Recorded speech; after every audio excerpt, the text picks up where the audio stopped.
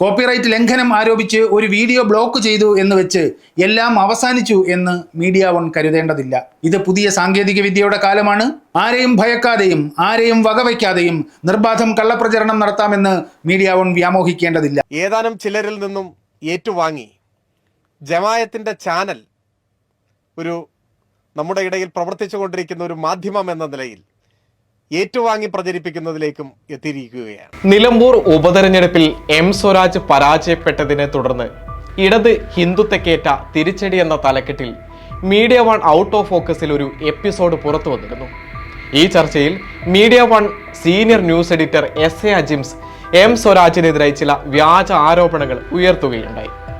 സ്വരാജിനെ സംഘപരിവാർ ചാപ്പയടിക്കുകയാണ് ലക്ഷ്യമെന്ന് ആ വീഡിയോ കാണുന്ന ഏതൊരാൾക്കും വ്യക്തമാകും. അതിനെ പൊളിച്ചെടുക്കുന്ന തരത്തിൽ ആ വാർത്താ ചാനലിന്റെ മുൻകാല റിപ്പോർട്ടുകൾ ഉൾപ്പെടുത്തി ന്യൂസ് ബുള്ളറ്റ് കേരള എന്ന യൂട്യൂബ് ചാനലിൽ KG ബിജു ഒരു വീഡിയോ പങ്കുവച്ചിരുന്നു. ഇതോടെ കോപ്പിറൈറ്റ് ക്ലെയിം കാണിച്ച് മീഡിയ വൺ ആ വീഡിയോ ബ്ലോക്ക് ചെയ്തു. ഇതോടെ ഈ വിഷയം ഇപ്പോൾ സാമൂഹ്യ മാധ്യമങ്ങളിൽ വലിയ ചർച്ചയാണ്.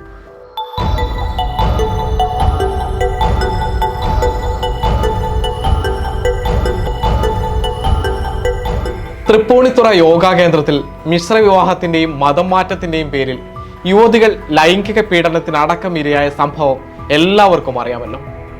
ആ സംഭവം നടന്ന കാലത്ത് അന്നത്തെ MLA ആയിരുന്ന എം സ്വരാജ് വിഷയം വേണ്ടത്ര ഗൗരവത്തിലെടുക്കാതെ നിഷേധാത്മക നിലപാട് സ്വീകരിച്ചു എന്നായിരുന്നു ഔട്ട് ഓഫ് ഫോക്കസ് ചർച്ചയിൽ അജിംസ് ആരോപിച്ചത്.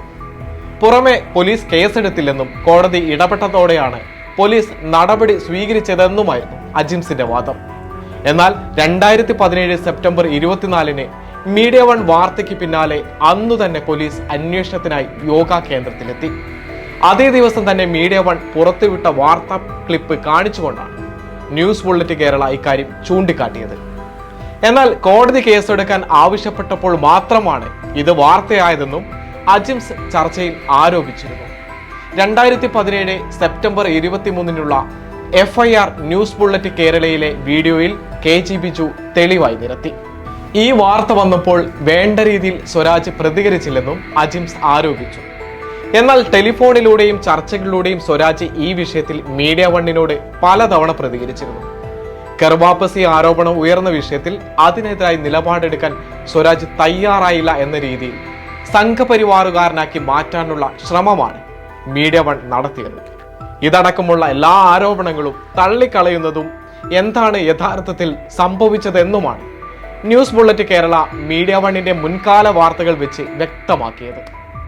ഇതിനൊക്കെ പുറമെ തൃപ്പൂണിത്തുറ യോഗാ കേന്ദ്രത്തിന്റെ ബ്രാഞ്ച് ഉദ്ഘാടനത്തിന് മുഖ്യമന്ത്രിയും സ്ഥലം MLA ഉണ്ടായിരുന്നെന്നും 2017 നടന്ന ചർച്ചയിൽ പങ്കെടുത്ത പരാതിക്കാരിയുടെ അഭിഭാഷകൻ പറഞ്ഞു. ഈ കള്ളം തിരുത്താൻ മീഡിയ വൺ അവതാരകൻ അന്ന് തയ്യാറാക്കുന്നതും ഇതേ ടെലിഫോൺ സംസാരത്തിനിടെ സ്വരാജ് ഇതിനെ ചോദ്യം ചെയ്യുന്നതും ന്യൂസ് ബുള്ളറ്റ് കേരള ആ വീഡിയോ ഉൾപ്പെടുത്തിക്കൊണ്ട് കാണിക്കുന്നു. അക്കാലത്ത് ഇതേ ചാനലിന്റെ രാത്രി ചർച്ചയിൽ മാധ്യമം ദിനപത്രത്തിന്റെ മാധ്യമ പ്രവർത്തകൻ ഹസനുൽ ബന്ന ഒരു ആരോപണം ഉന്നയിച്ചു. കർവാപ്പസി നടക്കുന്ന തൃപ്പൂണിത്തുറ യോഗാ കേന്ദ്രം പൂട്ടിക്കാൻ സ്വരാജ് ഇടപെട്ടില്ലെന്ന്. എന്നാൽ 100ഓളം DYFIക്കാർ പ്രതിഷേധിച്ചതിനെ തുടർന്ന് പോലീസ് എത്തി യോഗാ കേന്ദ്രം അടച്ചുപൂട്ടി സീൽ വെപ്പിച്ചു എന്ന മീഡിയ വൺ വാർത്തയും യൂട്യൂബ് ചാനൽ കാണിക്കുന്നു. ഹസനുൽ ബന്നയ്ക്ക് മറുപടിയായി ആ ചർച്ചയിൽ തന്നെ സ്വരാജ് ഇതിനുള്ള പ്രതികരണം നൽകിയിരുന്നു. ഇതടക്കമുള്ള മീഡിയ വണ്ണിന്റെ ആർക്കൈവ്സ് ഫയലുകൾ വെച്ചാണ് ന്യൂസ് ബുള്ളറ്റ് കേരള വീഡിയോ അവതരിപ്പിച്ചത്. 100ഓളം DYFIയുടെ പ്രവർത്തകർ സംഘടിച്ചെത്തി ആ വിവാദ യോഗാ കേന്ദ്രം അടച്ചുപൂട്ടി എന്ന യാഥാർത്ഥ്യം നിലനിൽക്കുമ്പോഴാണ് മീഡിയ വൺ ചർച്ചയിൽ ഹസനുൽ ബന്ന പച്ചക്കള്ളം പറഞ്ഞത്. അന്ന് ആ പാനലിൽ സ്വരാജ് ഉണ്ടായിരുന്നു.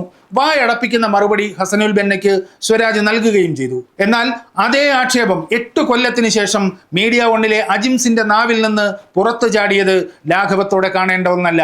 എം സ്വരാജിനെ വ്യക്തിഹത്യ ചെയ്യാൻ 8 കൊല്ലം മുമ്പ് ഹസനുൽ ബന്ന എന്ന ജമായത്തെ ഇസ്ലാമിക്കാരൻ മെനഞ്ഞുകൊണ്ടുവന്ന പച്ചക്കള്ളം അജിംസ് ഓർത്തെടുത്ത് ഔട്ട് ഓഫ് ഫോക്കസ് പരിപാടി വഴി വീണ്ടും പ്രേക്ഷകരുടെ മുന്നിൽ വെക്കുകയാണ് ചെയ്തത്. ഇതിന്റെ പേര് മാധ്യമ പ്രവർത്തനമെന്നല്ല. മോണിറ്റൈസ് ചെയ്തോ ചെയ്യാതെയോ തങ്ങളുടെ വീഡിയോ മറ്റുള്ളവർ ഉപയോഗിച്ചാൽ കോപ്പിറൈറ്റ് ക്ലെയിം നൽകാനുള്ള സ്വാതന്ത്ര്യം യൂട്യൂബ് പോളിസി പ്രകാരം മീഡിയ വണ്ണിനുണ്ട്. എന്നാൽ ന്യൂസ് ബുള്ളറ്റ് കേരള എന്ന യൂട്യൂബ് ചാനലിന്റെ വീഡിയോ ബ്ലോക്ക് ചെയ്താൽ ഇല്ലാതാവില്ല അവർ ചൂണ്ടിക്കാട്ടിയ വസ്തുതകൾ. ന്യൂസ് ബുള്ളറ്റ് കേരള വീഡിയോ പുറത്തിറക്കിയതിന് പിന്നാലെ എസ് എ അജിംസ് ഇതേക്കുറിച്ച് വിശദീകരിക്കുന്ന മറ്റൊരു വീഡിയോ ചെയ്തെങ്കിലും ന്യൂസ് ബുള്ളറ്റ് കേരളയുടെ ചോദ്യങ്ങൾക്ക് മറുപടി പറയാൻ തയ്യാറായില്ല എന്നതും ശ്രദ്ധേയമാണ്. സംഘപരിവാറിനും ജമാഅത്തെ ഇസ്ലാമിക്കുമെതിരെ ഒരുപോലെ എക്കാലവും ഇടതുപക്ഷ പ്രതിരോധം ഉയർത്തിപ്പിടിക്കുന്ന എം സ്വരാജിനെ മലയാളികൾക്ക് നന്നായി അറിയാം.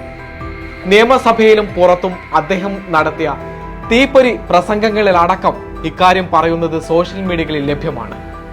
UDFന്റെ അസോസിയേറ്റ് ഘടകകക്ഷിയാണ് ജമാഅത്തെ ഇസ്ലാമി എന്നിരിക്കെ അവർക്കു വേണ്ടി എന്തും ചെയ്യുമെന്ന മനോഭാവത്തിൽ വിളിച്ചു പറയുന്ന കള്ളങ്ങൾക്ക് ആയുസ് കുറവായിരിക്കുമെന്ന് തെളിയിക്കുന്നതാണ് ഈ സംഭവം.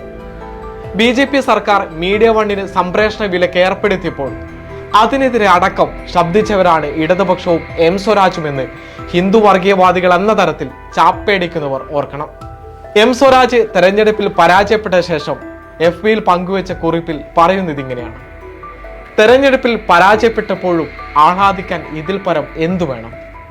ഒരേ സമയം ഹിന്ദുത്വ താലിബാനും ഇസ്ലാമിക സംഘപരിവാറും കൈകോർത്തു നിന്ന് ആക്രമിക്കുന്നുവെങ്കിൽ, സകല നിറത്തിലുമുള്ള വർഗീയവാദികൾ ഒരുമിച്ച് ആക്രമിക്കുന്നുവെങ്കിൽ അതിനേക്കാൾ വലിയ ആഹ്ലാദവും അഭിമാനവും വേറെയില്ല. സ്വരാജിന്റെ ഈ മറുപടി എക്കാലവും പ്രസക്തമാണ്. ഇത്തരക്കാർക്കുള്ള ഷോക്ക് ട്രീറ്റ്മെന്റ് കൂടിയാണ്.